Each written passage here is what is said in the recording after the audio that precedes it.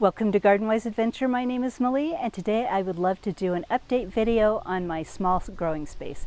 Now, I live in Utah Zone 6/7. I live on a 1/4 acre property, and I have a really small deck attached to my house. This deck is about 8 feet wide by 10 feet long, and I wanted to see how much I could grow to eat on my deck. And I'll link a video above on the first video that I did about this, and now this is just going to be a little bit of an update. Now, I think I did my first video about 4 weeks ago. So this is 4 weeks of growth and what I planted. Now, I'm mainly in the pots concentrating on tomatoes and peppers. We have a mix of dwarf tomatoes, micro dwarf tomatoes, and then an unknown variety that is a full-size tomato that we're growing on a single stem.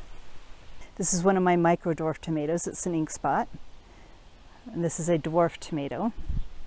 We also have a sorry little citrus tree that's looking a lot better than it did in the first video. We're starting to actually get healthy new growth off of it, and I'm starting to finally have hope that it's going to come back and be okay. We have my green stalks, and then we have my blueberry bushes. I just did a food forest update, and we harvested some of these blueberries, and then I'll link a video above on when we planted them. We just planted these blueberries about 4 weeks ago. They already had fruit on them. But look what we've got down here. Oh, I knocked it off. We have a ripe blueberry. Fortunately, we removed the other ones. Let's taste it and see what it tastes like. Now, I think this is a jelly bean blueberry. That's the name of it. The other one that I harvested yesterday is a lot smaller, and I'll put the name on the screen of the other one. But let's taste it. It is so good. I used to grow blueberries in Southern California, and they were almost as difficult to grow there, but not quite. We could actually grow them in ground with a lot of care. The only issue that I had is toddlers, both mine and my neighbors. We kind of raised our kids together. They were best friends, and we were best friends. And I had 3 kids, she had 3 kids. When my oldest was, let's see, I think my oldest was 10, and her oldest was 9 when we first planted blueberries. And our youngest were like 1. By the time the youngest ones turned 2 and could get around and get into things, they learned that the only way for them to get any blueberries is to harvest them when they were green. So they found them palatable while they were green, so they would just harvest all the blueberries before they got ripe, and so I never got any. But my toddlers are gone now. I do have a new grandbaby, but I have 2 years before he's old enough to start harvesting my blueberries, and yes, I will let him harvest my blueberries. But I just had my first one this year, and it really makes me excited. Let's show you what else we have. Now, here in Utah, our springs are cool at first, and then they go straight to really, really hot, and we've hit almost 100 degrees already. And when you get above 90 degrees, you start seeing flowers drop off the plants. So it's called aborting the flowers. So they've been aborting their flowers, but we've just had a cool off today. And I think for the next few days it'll be cool. So I think all of these little buds should start setting fruit. Now, this is one that I started inside over the winter, and I've already harvested a couple of tomatoes off of it, and they were delicious. This one is an Adelaide Festival dwarf tomato, and this is about as big as it's going to get. Down here we have a dough heel pepper, and we're just starting to see the first fruit set on it. This one had the same problem of fruit being aborted. Now, this right here is due to a huge windstorm we had last night. It brought a cold front in. It dropped from, I'd say the temperatures were close to the hundreds, and today we've only been in the 70s. So when you get that hot, you start, like I said, you start seeing a lot of fruit drop off. But we are getting fruit set. And now that I'm looking at this, I know what this is. This is okay, I must be getting old. I will put the name on the screen. This is a black zebra tomato. So it's going to be a semi-dwarf, it's going to be a smaller tomato, and it's going to have black stripes, and my daughter gave me this plant, and they are absolutely delicious. And so I'm so glad that the storm didn't destroy this plant. Down here we have an antohi pepper. We've got quite a few fruits on it, and this will fruit all the way through to the end of the year. So we're already getting fruit on that. We've been harvesting off of this one since, probably since February of this year. And this is a Golden Harvest cherry tomato. And I absolutely love these. They're really, really delicious. They're very prolific and they fruit early. This one right here is a little ink spot. And we have our first ripe one down here somewhere.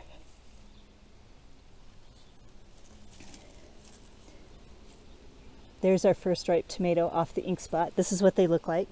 They're really beautiful little tomatoes. And they're really good. This ink spot's getting a lot of flowers, so we should get fruit off that. Now during the windstorm last night, I did remember to take this tomato off the table right here and put it on the ground. That's usually enough to protect the plants that I have from wind. But before I took it off, the wind kind of tipped it over a little bit, and so we're going to stake that up. I'm going to show you how to do it. But we did lose half of this pepper plant because I forgot to take it off of the table. So that one is, you can see the broken spot right there. That's a casualty of the wind.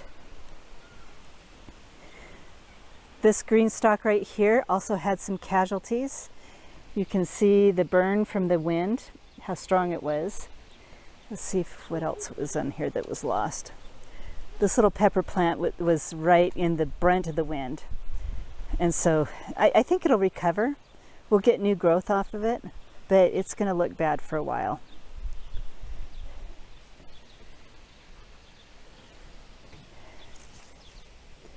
This pepper plant was on the opposite side of the wind and it did fine. Despite all the wind burn, we do have flowers on our beans, and these are going to be producing beans in a little while. The kale looks beautiful down there. The beets got beat up by the wind. They're on the same side where the wind hit.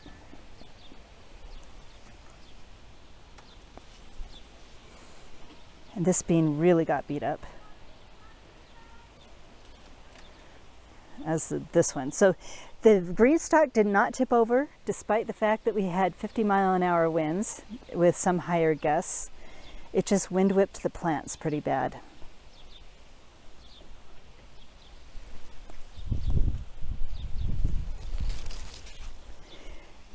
Now this little tomato was on the opposite side of the wind, and this is another little micro dwarf. Aren't they cute? We have another one that we can harvest. Now I do not know the name of this tomato. This is one that I found at a garden center, but it's one of the little micro dwarf ones that bear early and ripen early.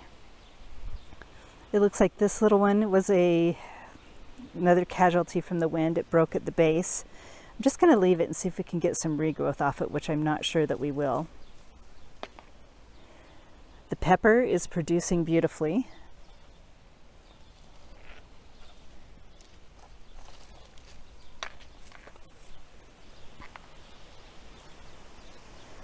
This is another little micro dwarf tomato, and look at all the tomatoes ripening down there.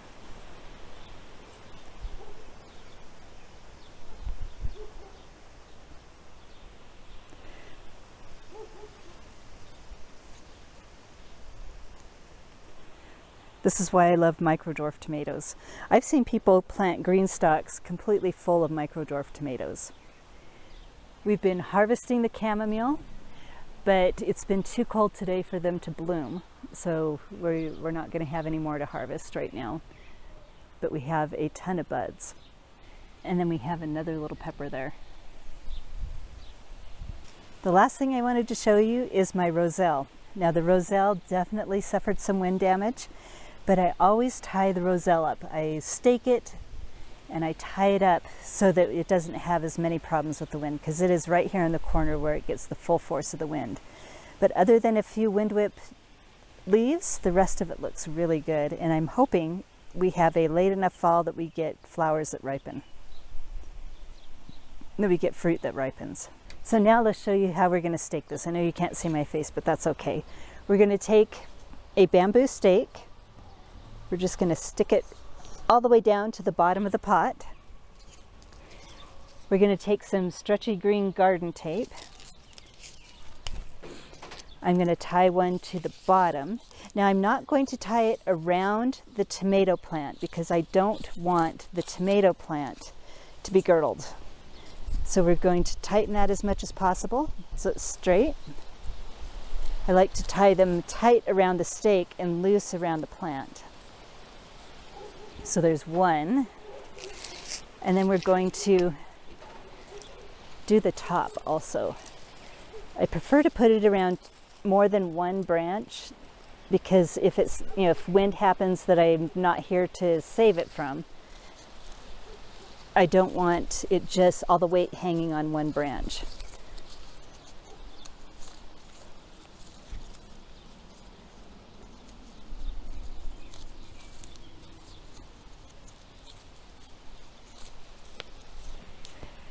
So there we go. It's still a little bit crooked, but now it's stable. The wind is not going to immediately snap it off at the base.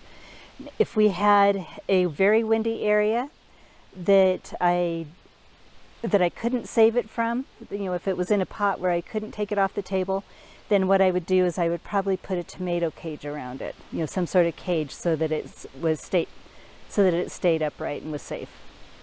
But my area is not going to require that, so this should be enough. So now there are so many things you can grow in small areas in pots and in green stalks. I absolutely love growing vegetables in pots. The things that you need to remember is to water them regularly, don't let them dry out completely, and to fertilize them regularly. I fertilize mine with fish emulsion once a week, and when I plant them, I add a slow release fertilizer like Osmocote. I also add a little bit of organic fertilizer to the potting mix.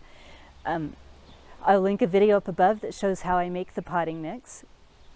And I try to make sure it's a well-draining potting mix. We make sure we put them in containers with holes in them so they have good drainage.